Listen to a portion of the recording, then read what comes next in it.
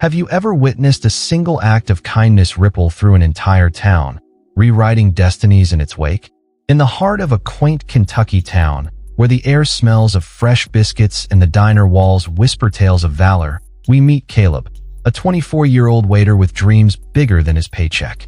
Raised by his Korean War veteran grandfather, Caleb learned early that honoring those who served isn't just a choice. It's a duty etched into his soul.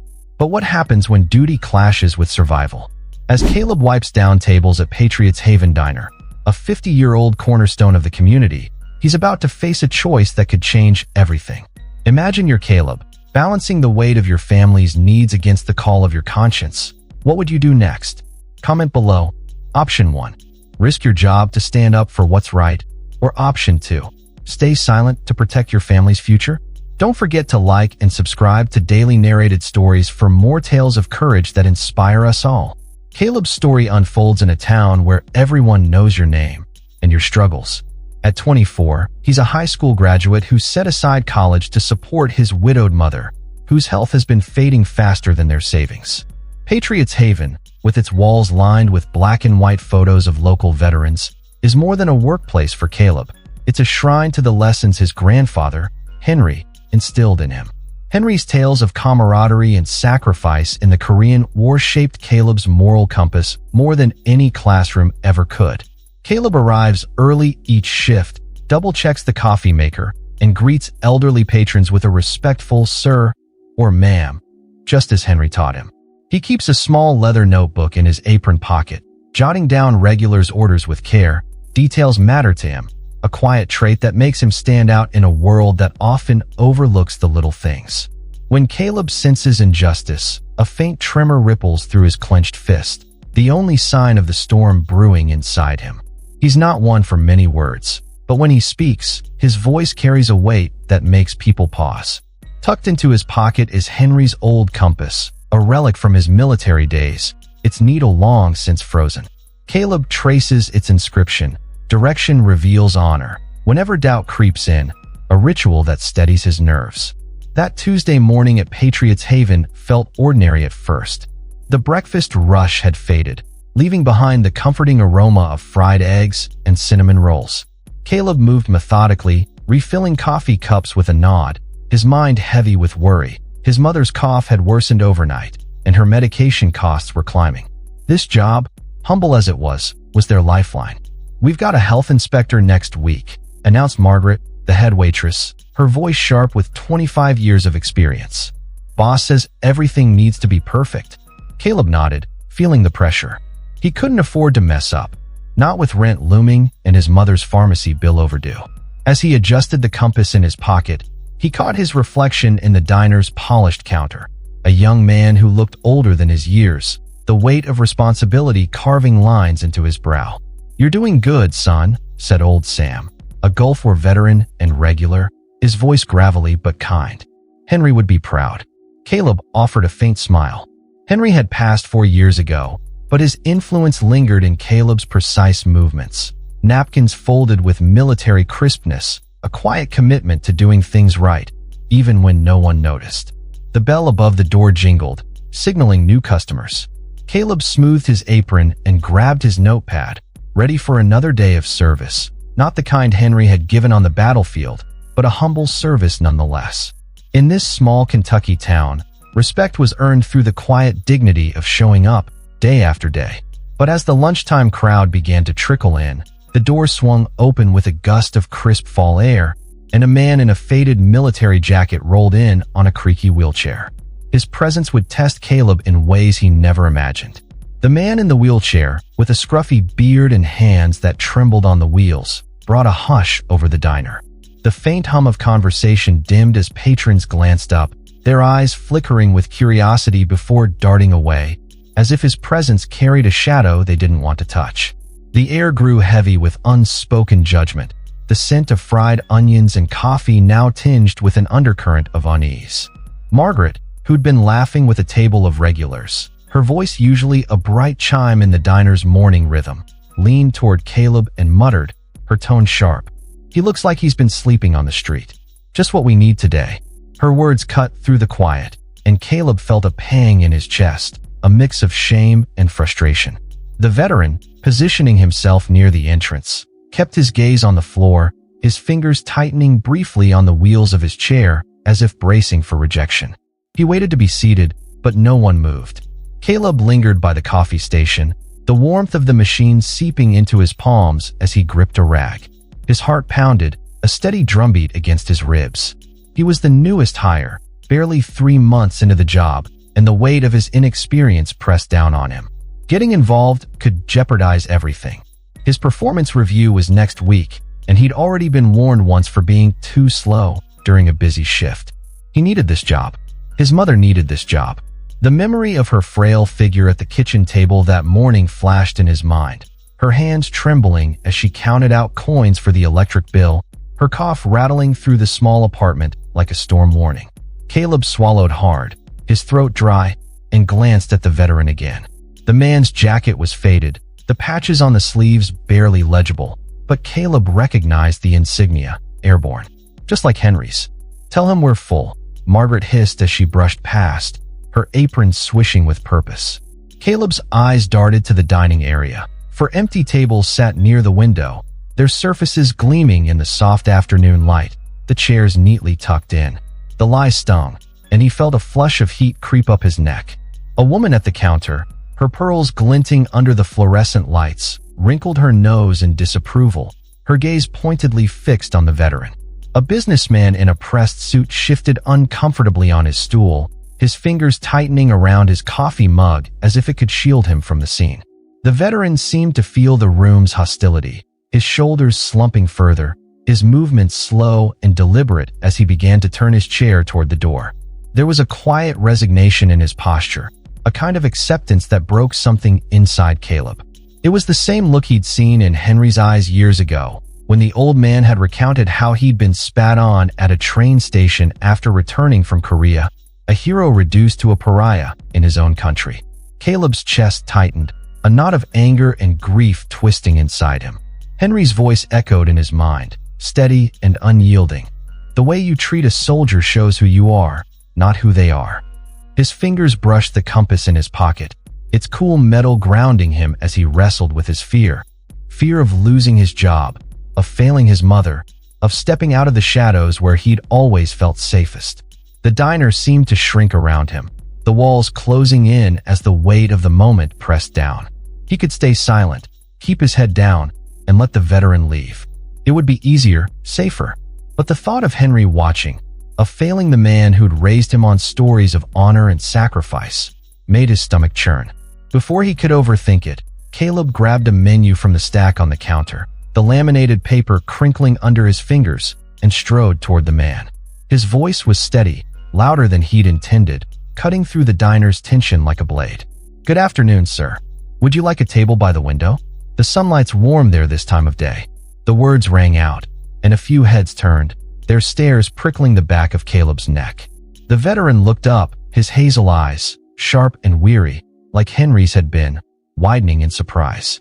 For a moment, he seemed to search Caleb's face, as if looking for a trick, a hidden motive. "I can sit anywhere," he said finally, his voice rough from disuse, each word scraping against the silence. Caleb set the menu down on the table by the window, the sunlight casting a golden glow across the checkered tablecloth, and poured a cup of coffee without being asked. The rich aroma filled the air, a small comfort in the charged atmosphere. Leaning in, Caleb lowered his voice, his words meant only for the veteran. "Thank you for your service, sir. This one's on me." The veteran's hand paused midair, the coffee cup trembling slightly as he met Caleb's gaze. There was a flicker of something in his eyes, gratitude, yes, but also a deep, unspoken pain that made Caleb's throat tighten. The diner's atmosphere grew tense, the air thick with unspoken words. Margaret's face reddened as she stormed to the service station, her movements jerky with anger. "Don't play the saint, Caleb," she snapped, her voice low but venomous. "He probably won't even tip, and the other customers are uneasy. You're making this harder for everyone." Caleb slipped his notepad into his pocket, standing taller than he had all day. The weight of Margaret's words pressed against him, but he felt a fire ignite in his chest, a resolve he hadn't known he possessed. "Then I'll pay for his meal myself," he said, his voice firm, each word a declaration. No one should feel invisible. The statement hung in the air, heavy with conviction, and for a moment, the diner seemed to hold its breath. Margaret's expression darkened, her lips pressing into a thin line, and Caleb knew he'd crossed a line he couldn't uncross. The other customers shifted in their seats, some whispering to each other, their voices a low buzz that grated on Caleb's nerves. He could feel their judgment, their discomfort, but he refused to look away from the veteran, who now sipped his coffee with shaky hands, his eyes fixed on the table as if trying to disappear. Margaret's frustration boiled over, and she marched to the back, her heels clicking sharply against the linoleum floor.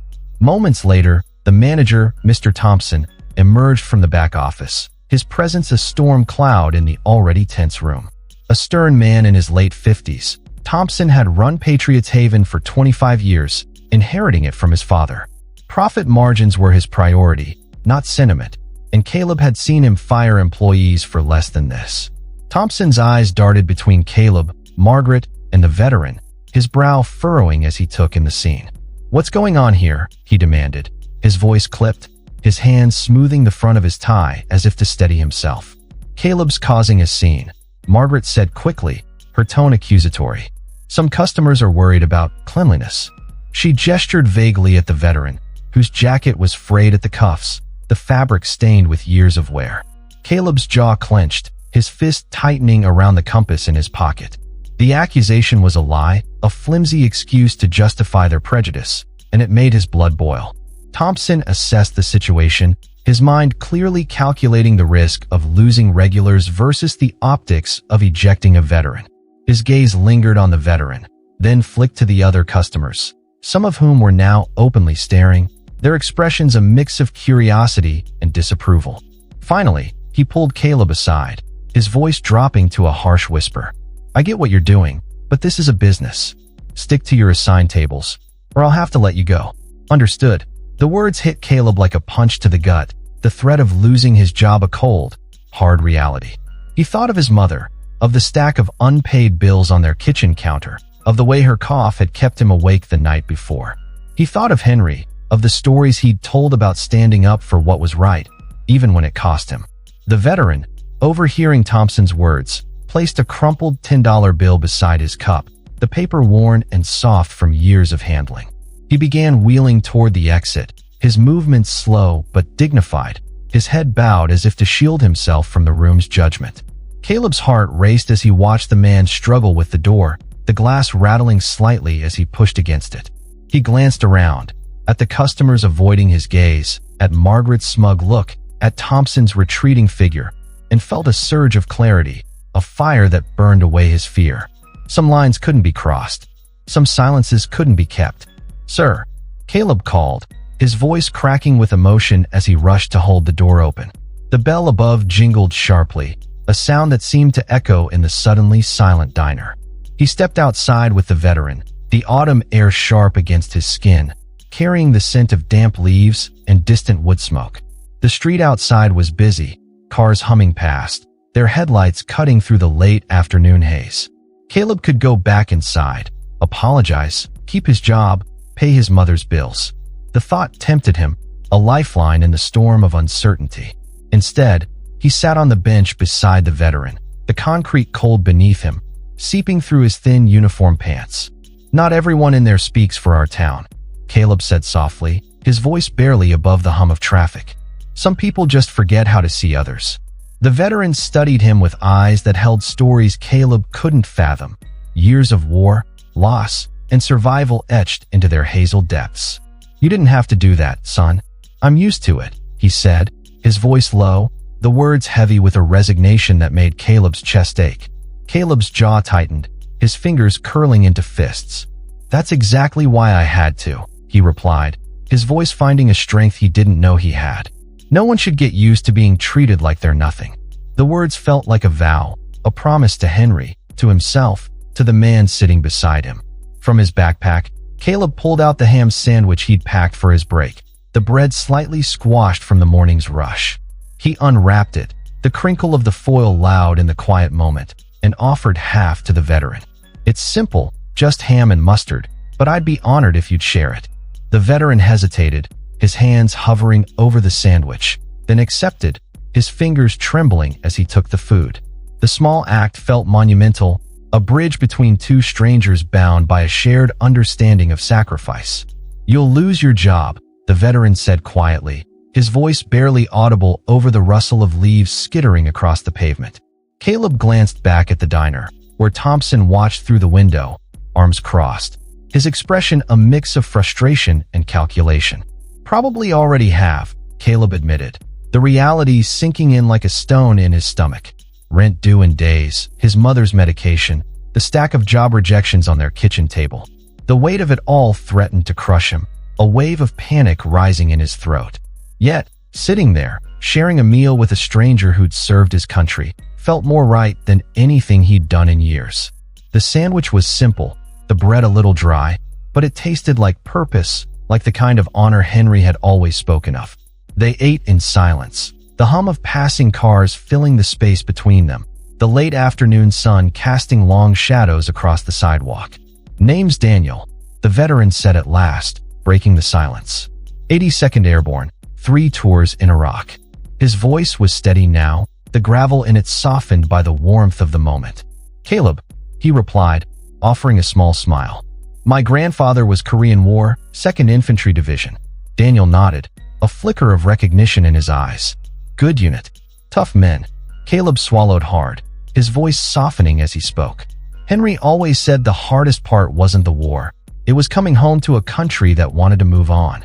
The words hung between them, a shared truth that needed no elaboration. Daniel's weathered face creased with a bittersweet smile, his gaze distant. "Your grandfather knew the truth. Too many of us come back to silence." Daniel's gaze drifted to the horizon, his voice dropping to a whisper as he spoke, the words heavy with memory. "I remember my last tour in Iraq, 2009. We were on a patrol in Fallujah when an IED took out our Humvee. My spotter, James, didn't make it. He had a laugh that could cut through the heaviest silence. Loud, infectious, the kind that made you forget the fear for a moment. We'd been together since basic training, shared everything, letters from home, dreams of what we'd do when we got back. He wanted to open a little diner, just like this one, said he'd serve the best burgers in town." Daniel's voice cracked, his eyes glistening with unshed tears. "I still hear his laugh sometimes, in the quiet moments, when the world gets too still. That's why I keep going, even when people look away." For him, Caleb felt a lump in his throat, the weight of Daniel's loss anchoring him to the moment. He thought of Henry, of the way he'd sit on their porch at dusk, staring at the stars, his silence heavier than any words. Caleb had never understood that silence until now. The story lingered in the air, a fragile thread connecting them. Caleb wanted to say something, to offer comfort, but the words felt inadequate against the depth of Daniel's grief.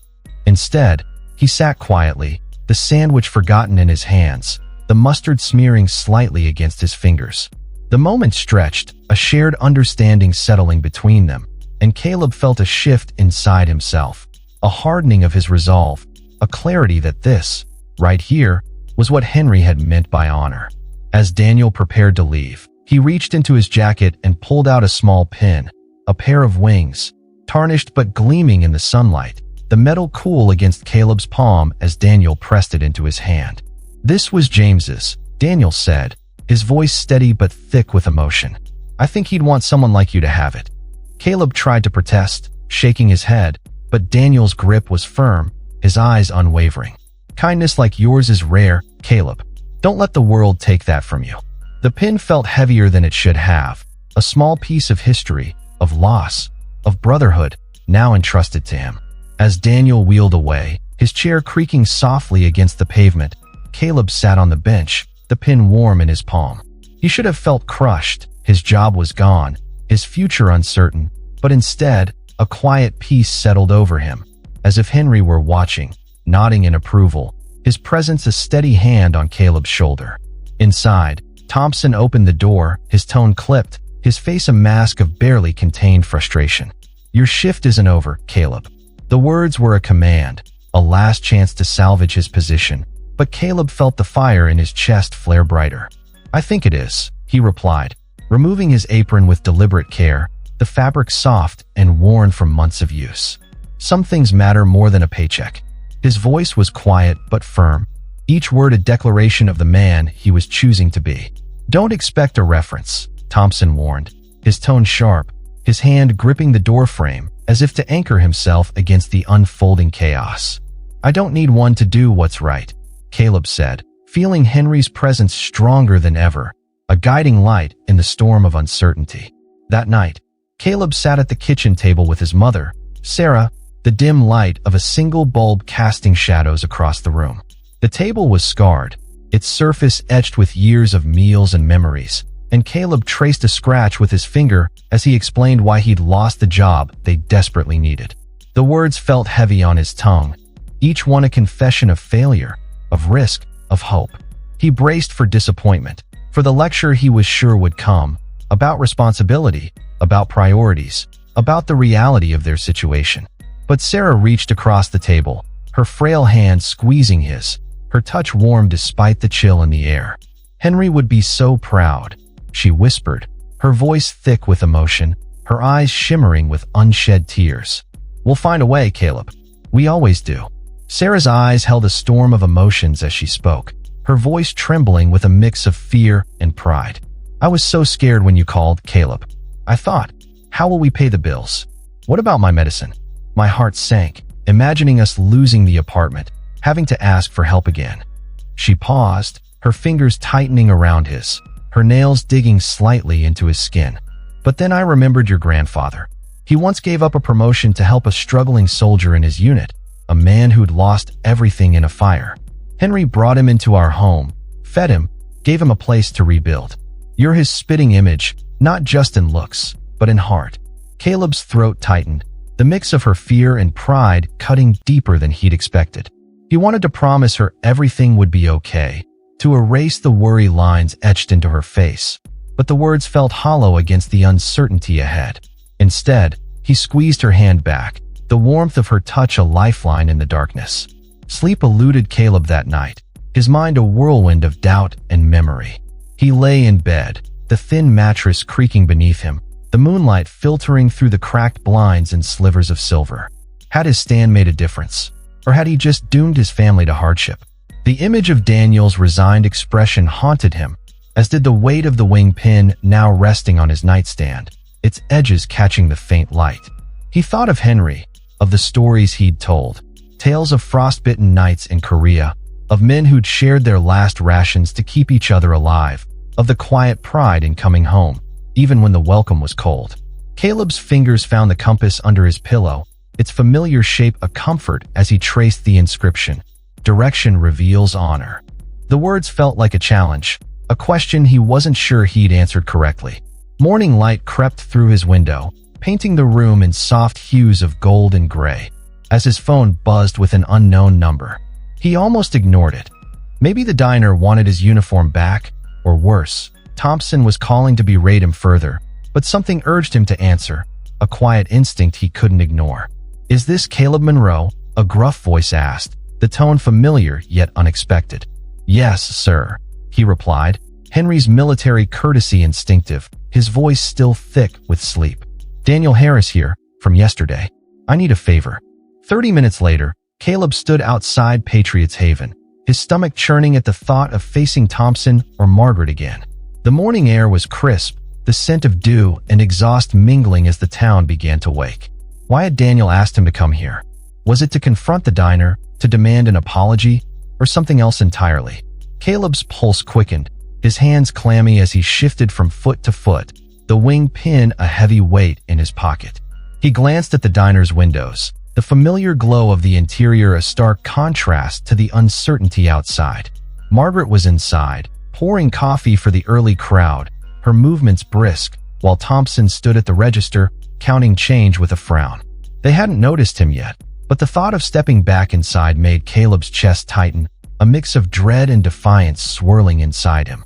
A low rumble filled the air, pulling Caleb from his thoughts, and he turned to see a convoy of vehicles rolling into the parking lot.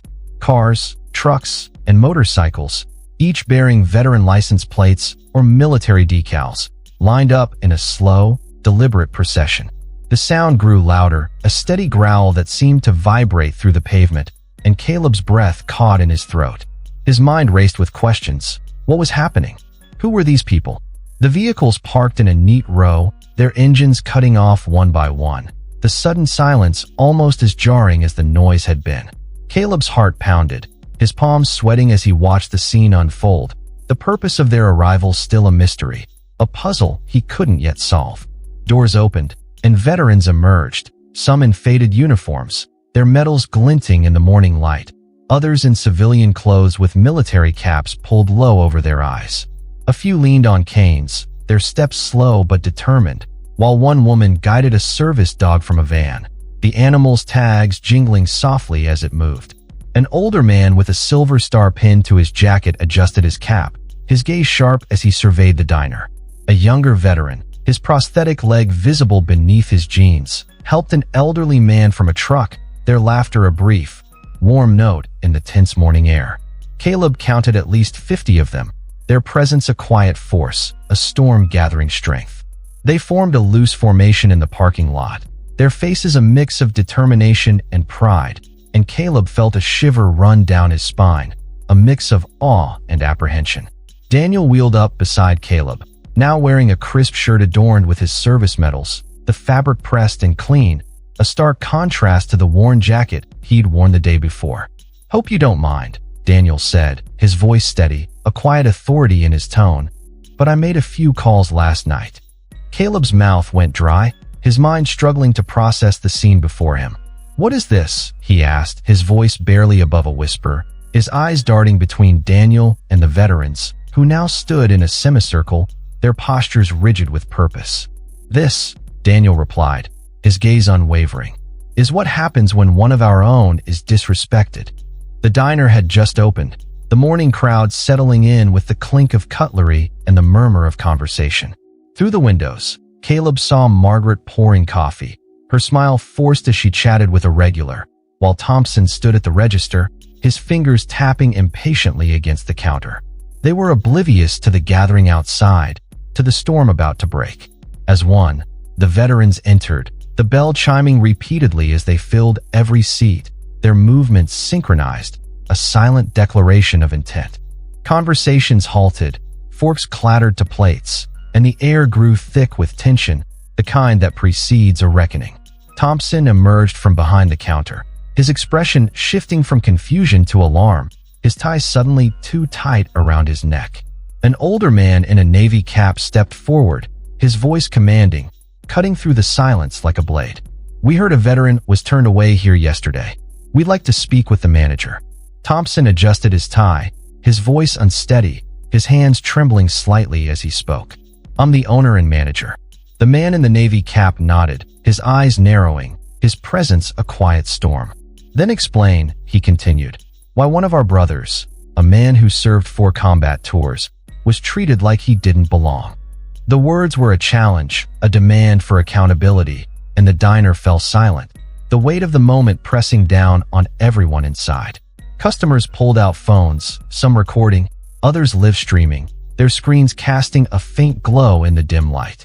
Within minutes, locals gathered outside, peering through the windows, their whispers a low hum that added to the tension. Margaret froze by the coffee station, her eyes locking on Daniel, now at the center of the veterans' formation, no longer alone, no longer invisible. "We're not here to make trouble," Daniel said, his voice clear, resonating with a quiet dignity. "We just wanted to see what kind of place claims to honor heroes while treating them like dirt." He gestured to the wall of veteran photos, and Caleb's heart skipped. There, among them, was a younger Daniel, standing tall in his Iraq uniform, his smile bright against the desert backdrop. Thompson's face paled as he realized the scale of the crisis, his hands clenching at his sides. The phone rang incessantly, a shrill sound that grated on everyone's nerves, their social media flooded with comments, the notifications a relentless drumbeat. "This is a misunderstanding," he stammered, his voice cracking, sweat beading on his forehead. "We welcome all veterans, always have." The lie was flimsy, and the veterans' expressions hardened, their silence more damning than any words. "That's not what we experienced yesterday," Daniel replied, his tone calm, but unyielding. Ask your former employee, Caleb. He chose honor over his job. How many here can say the same? All eyes turned to Caleb, standing by the door, the weight of their gaze both humbling and overwhelming. A spotlight he'd never sought but couldn't escape. By midday, the story had spread across the county, a wildfire of outrage and support. News vans parked outside, their antennas piercing the sky, reporters clamoring for interviews. Thompson, sweating through his shirt, issued a public apology, his voice shaking as he spoke into a microphone, the cameras flashing like lightning. Margaret was suspended indefinitely, her absence a quiet victory, and Caleb was offered his job back with a raise and promotion to assistant manager. The offer hung in the air, a lifeline he could grab, a way to salvage the security he'd lost. But Caleb declined, his voice steady, his resolve unshaken. "I didn't do this for a better job," he told Thompson, his eyes meeting the older man's without flinching. "I did it because Henry would have." As he walked out, the veteran saluted him, a gesture that brought tears to his eyes, one he knew he hadn't earned, but one that filled him with a quiet pride. "You've got more courage than most I served with," Daniel said, his voice warm, his hand resting briefly on Caleb's shoulder. "We'd like to offer you something better than waiting tables." By evening, Caleb had 3 job offers, one at the local VA hospital, another at a veterans support group, and a third as a guide at the Military History Museum nearby. For the first time, the future felt like his to shape, a canvas of possibilities painted by a single act of courage. 6 months later, Caleb unlocked the doors to the Veterans Support Hub, a role he'd never imagined but now felt destined for. The hub had been struggling, underfunded, underattended, its walls peeling, its chairs mismatched, until the diner incident sparked a community awakening. Twice a week, Caleb drove veterans to doctor's visits, the hum of his old pickup truck a steady rhythm as they shared stories of their past. On weekends, he hosted dinners where former soldiers gathered around long tables, their laughter and memories filling the space, their voices finally heard by a town eager to listen. Caleb's small act of respect had blossomed into a movement, bridging divides that had grown too wide in their small town. "He speaks our language without ever serving," Daniel often told new visitors, a smile in his voice. Caleb would brush off the praise, but deep down, he knew it was true. Henry's stories had been his first lessons, honor his earliest teacher. Now, he moved seamlessly between worlds, an advocate for those whose service had left them searching for a place to belong. On his office wall hung a shadow box with Henry's compass and Daniel's wing pin, alongside a custom flag the veterans had made. Each star and stripe crafted from their old uniforms, a patchwork of desert tan, navy blue, and forest green. Patriots Haven had changed too, hiring 3 veterans as staff, offering free meals to service members, and hosting monthly fundraisers for the hub. Thompson had found his conscience, though Margaret never returned. But the real transformation was in the community's heart. Children asking Korean War veterans for their stories, business owners offering jobs, neighbors checking on the widow of a World War II soldier who'd lived in solitude for years. One act of courage had reminded the town that true honor isn't in words or symbols, but in how we treat those who've sacrificed when no one's watching. On quiet nights, Caleb sat in his office, holding Henry's compass. It still didn't work, but its purpose felt fulfilled. Direction reveals honor, a promise kept. Sarah's health had improved with the steady income, and she now volunteered at the hub, her apple pies vanishing within minutes. "Henry's watching," she'd tell Caleb, her smile radiant. "And he's never stood taller." That was legacy, Caleb realized. Not in medals, but in the quiet ripple of choices that outlived you. Values passed down like treasures more precious than gold. What about you? Have you ever stood up for someone the world overlooked, or witnessed a small act of kindness change everything? Share your story in the comments. We'd love to hear how you've made a difference, no matter how small it seems. Your words could inspire someone else to act with courage today. Daniel joined Caleb at the hub's door as the first veterans arrived for their weekly coffee hour. "Ready to change the world again?" Daniel asked, his grin warm. Caleb smiled, thinking of how one moment, one cup of coffee, one shared sandwich, had altered countless lives, including his own. "One story at a time," he replied. "Sometimes, a single gesture of respect can rewrite someone's future." Caleb wasn't a decorated hero, but his quiet courage awakened a community, proving that you don't need power or wealth to make a difference. Just a heart that sees beyond appearances and the bravery to act when it matters most. This story reminds us that the bravest acts often happen in the quiet moments, when one person refuses to look away from another's humanity. It's a testament to resilience, to the power of standing firm in your values, even when the cost feels unbearable. Caleb's journey shows us that hope and courage can spark change, that one voice can remind us all what it means to truly honor those who've given so much. If you believe that dignity is a gift we should all give freely, type honor in the comments right now.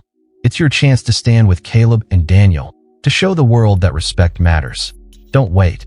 This moment is fleeting, and your voice can inspire others to act.